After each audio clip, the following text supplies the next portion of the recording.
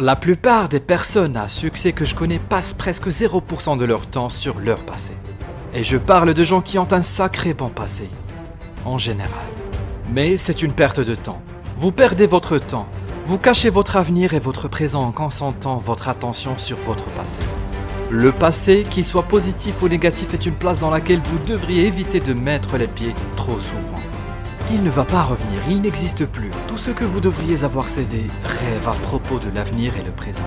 Pour y parvenir, ces choses ne sont pas votre présent, ni votre avenir. S'attarder sur elles et se concentrer sur ce que vous avez fait précédemment ne va pas vous apporter l'avenir. Et voici la vérité, votre passé n'égale pas votre futur.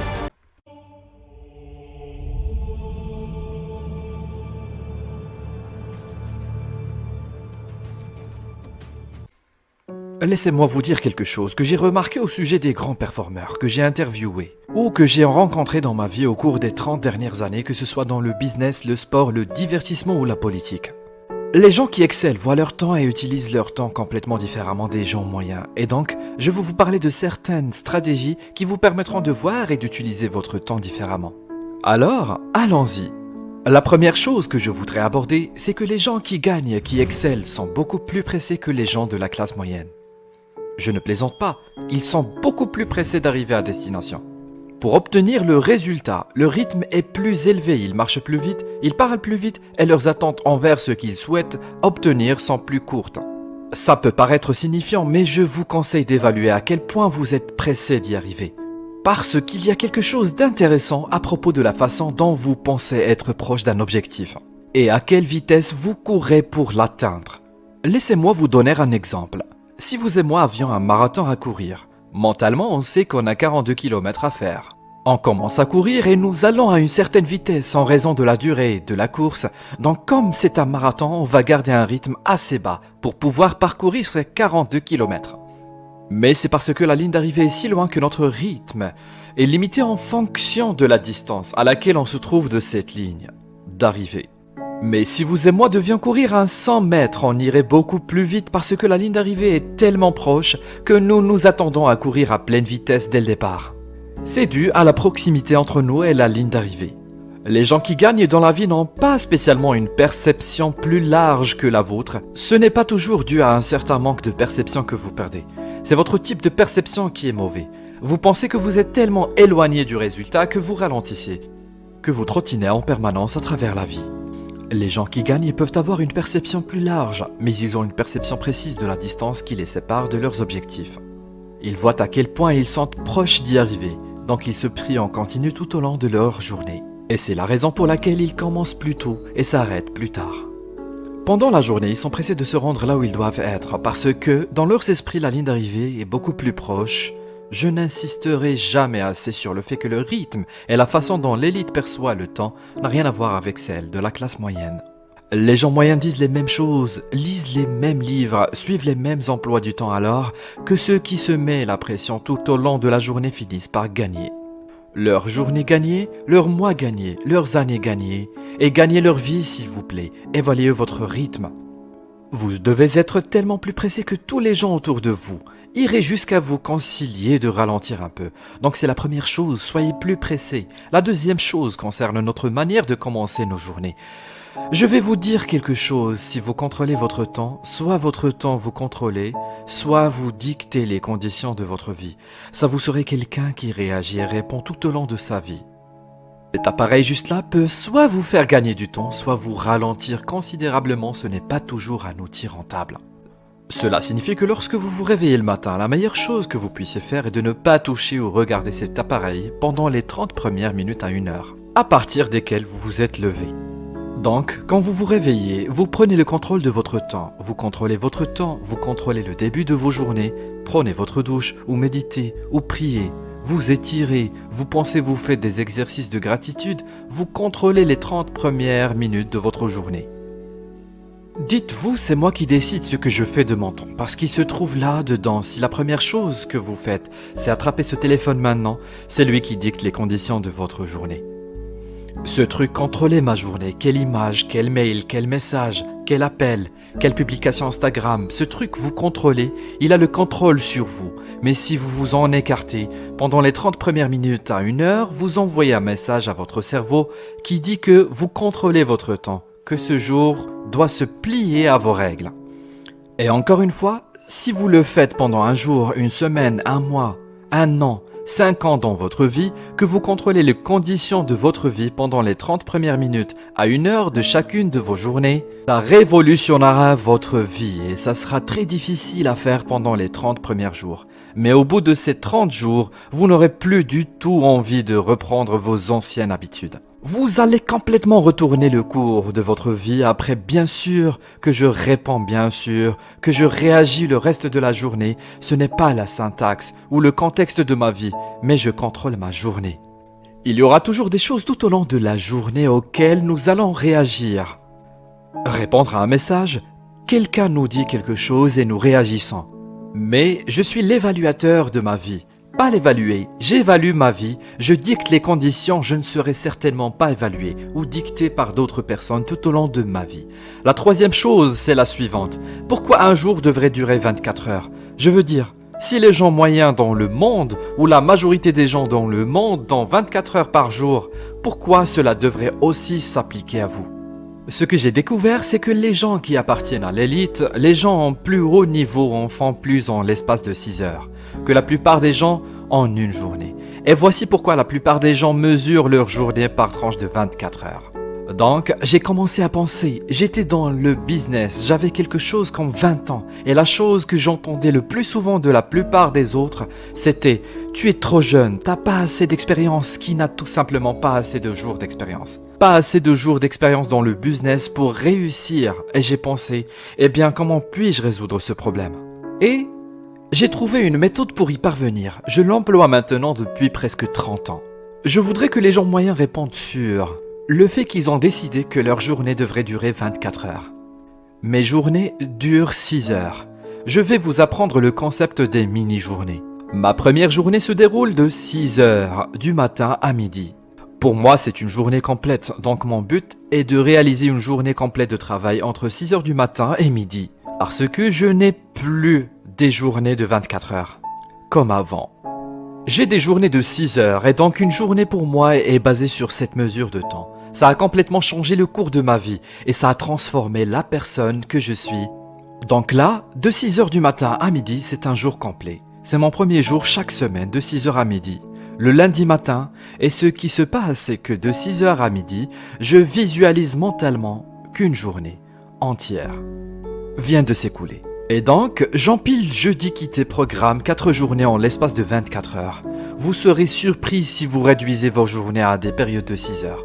Vous réussirez à faire la même quantité de choses en 6 heures que vous ne le faisiez avant en 24 heures. Et de midi à 18 heures, c'est ma deuxième journée. Et lors de ce deuxième jour, je remplis cette journée de choses qui me plaisent. De souvenirs, de réunions d'appels téléphoniques, de moments passés aux côtés de bonnes relations. Et dans cette autre journée, j'ai encore une fois fait autant de choses en 6 heures que vous en 24 heures. De midi à 18 heures, je remplis cette journée au maximum et mon troisième jour se déroule de 18 heures à minuit. De 18 heures à minuit, c'est la même chose. Les relations, mes rendez-vous, mes appels, mes mails, le travail que je fais représentent un troisième jour.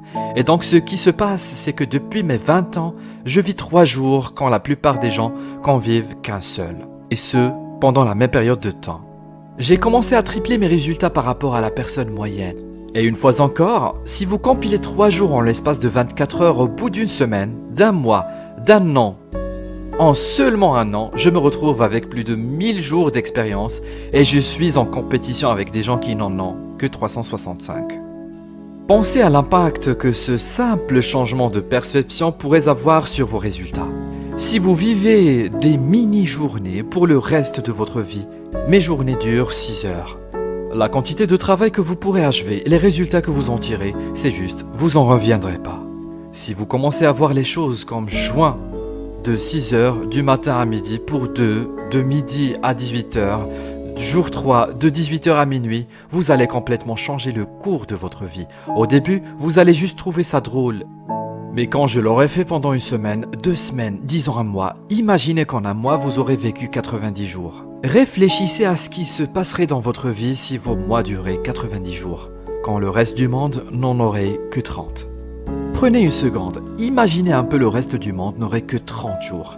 Ramenez ça sur une année ou 3 ans. À quoi ressemblerait votre vie? La prochaine chose dont je vais vous parler, c'est qu'il doit y avoir un rappel durant lequel vous mesurez l'évolution de vos performances. Deuxièmement, plus vous réduisez cette période de temps durant laquelle vous mesurez vos performances, plus vous aurez tendance à les améliorer. Alors, que font la plupart des gens? Les gens moyens partout dans le monde mesurent leurs performances à la fin de chaque année. Au nouvel an, voici ma vie, voici ce que j'ai accompli, voici ce que je n'ai pas fait. Ils se regardent en face et tentent de faire quelques réglages d'améliorer leur degré de performance. Ils mesurent le résultat et puis ils font quelques ajustements. Mais donc, voilà, ils le font une fois par an. Les gens qui ont de meilleurs résultats réduisent ce délai à une fois par mois. La plupart des entreprises font un récapitulatif. Ils regardent qui sont gagnés, quels bénéfices ils ont fait, quelles pertes, ils regardent leur calendrier et ils font des ajustements après avoir mesuré leur performance à la fin du mois. Les gens qui ont encore de meilleurs résultats prennent un moment le dimanche soir, une fois par semaine, et ils mesurent leur performance, tirent des conclusions, font des réglages et agissent en fonction de ça chaque semaine. Et puis il y a ceux qui appartiennent à l'élite et qui font ça à la fin de chaque journée. À la fin de leur journée, ils s'assoient, ils regardent leur emploi, du temps, ils regardent le résultat et ils mesurent leur performance quotidiennement. Du coup, quelle personne selon vous obtient les meilleurs résultats? La personne qui mesure ses performances une fois par an, une fois par mois, une fois par semaine ou une fois par jour. Nous le savons tous, plus les ajustements sont fréquents, plus la personne qui s'y tient deviendra meilleure. Et puis, il y a les gens qui appartiennent au 1% des 1% qui font ce genre d'ajustement à chaque heure. Toutes les heures, l'alarme se déclenche dans mon esprit. Et c'est un peu bizarre, mais ça fonctionne, c'est à quoi ça donne. Environ toutes les heures, à la fin de chaque heure, je me demande automatiquement qu'est-ce que je viens de faire pour me rapprocher de mes objectifs? Qu'est-ce que j'ai fait pour me rapprocher du résultat? Est-ce que j'ai fait ce que j'étais censé faire? Est-ce que j'ai accompli les choses les plus importantes que j'avais à faire aujourd'hui? Et pendant chaque heure, j'agis en fonction de tout ça. Quels sont les réglages que j'ai besoin de faire? Qu'est-ce que j'ai fait jusqu'à présent? Et qu'est-ce qu'il nous reste à faire à la fin de chaque alarme se déclenche dans votre tête? Si vous arrivez au point où vous pratiquez ça au quotidien et peut-être que pour le début, vous programmez une alarme qui se déclenche tous les heures, juste pour vous le rappeler à la fin de chaque heure, cette alarme sonne et vous avez sur votre fond d'écran tous vos objectifs à atteindre. Toutes les heures, l'alarme retentit. Toutes les heures, un vote anti et ça vous entraînera à mesurer vos performances à toutes les heures de la journée. Vivez des mini-journées et mesurer vos performances tous les heures va littéralement transformer votre vie. Vous deviendrez meilleur avec votre famille, avec vos relations personnelles, autrefois, dans vos entreprises, dans votre forme physique, dans votre alimentation avec l'argent et dans chaque domaine si quelque chose se passe, toutes les heures et au fait, c'est un rappel de 5 secondes. Il suffit de se poser la question, est-ce que je me rapproche de mes résultats? Est-ce que j'avance dans mes projets? Est-ce que je fais les choses correctement? Est-ce que je dois faire quelques réglages? C'est seulement 5 secondes à la fin de chaque heure de la journée. Seulement 5 secondes et je dirais que je fais constamment maintenant. Et je sais que l'une des raisons pour laquelle ma vie s'est améliorée est parce que j'ai considérablement réduit les délais à partir desquels je mesure mes résultats. Et que je recalibre, que je corrige ce qu'il y a à corriger. Que je fais des ajustements, que je vérifie si je suis en retard ou non, si j'ai fait une erreur quelque part ou que je dois améliorer quelque chose. Et donc jusqu'à présent, pouvez-vous imaginer si vous commenciez à être plus causé et que vous adoptez une perception correcte de la distance qui vous sépare de votre objectif. La distance qui vous sépare de votre objectif est infime. Et si on retirait le voile qui cache cette distance, vous vous rendez compte d'à quel point vous en êtes proche. Je vous promets que l'une des choses dont vous souffrez, c'est l'adoption du mauvais type de vision. Vous devez être plus clair et plus spécifique dans votre vision et identifier cette proximité, car vous êtes beaucoup plus proche de votre objectif que vous ne le pensez. En fait, vous pensez que vous êtes tellement loin d'accomplir ou d'atteindre ces choses que ça les amène à rester constamment loin de vous. Parce que vous ne courez pas assez vite vers eux, vous ne les mesurez pas assez fréquemment. Vous tuez vos objectifs et vos rêves en pensant qu'ils sont inatteignables. Vous n'avez aucune chance comme ça. Si vous savez à quel point vous êtes proche d'eux, vous courez beaucoup plus vite Donc si vous faites tout ça, si vous modifiez les 30 premières minutes à 1 heure de votre journée simplement en arrêtant d'être téléphone et en contrôlant, en devenant le dictateur de votre temps. Si vous manipulez, réorganisez votre temps comme je le fais, de considérer qu'un jour ne dure que 6 heures et laissez le reste du monde penser qu'un jour est censé durer 24 heures. Puis d'ailleurs, qui a décidé que ce serait comme ça? 1 heure vaut 60 minutes. Qu'un jour vaut 24 heures, qu'une année vaut 365 jours. Quelqu'un a inventé ça et tout le monde s'y est conformé. Eh bien devinez quoi, je crée mes règles, je décide que mes journées durent 6 heures. De cette façon, je manipule et je change ma perception du temps. C'est juste le fruit de l'imagination. Passez à l'action dès maintenant. La plupart des personnes à succès que je connais passent presque 0% de leur temps sur leur passé. Et je parle de gens qui ont un sacré bon passé, en général. Mais c'est une perte de temps. Vous perdez votre temps, vous cachez votre avenir et votre présent en concentrant votre attention sur votre passé. Le passé, qu'il soit positif ou négatif, est une place dans laquelle vous devriez éviter de mettre les pieds trop souvent. Il ne va pas revenir, il n'existe plus. Tout ce que vous devriez avoir cédé rêve à propos de l'avenir et le présent. Pour y parvenir, ces choses ne sont pas votre présent, ni votre avenir. S'attarder sur elles et se concentrer sur ce que vous avez fait précédemment ne va pas vous apporter l'avenir.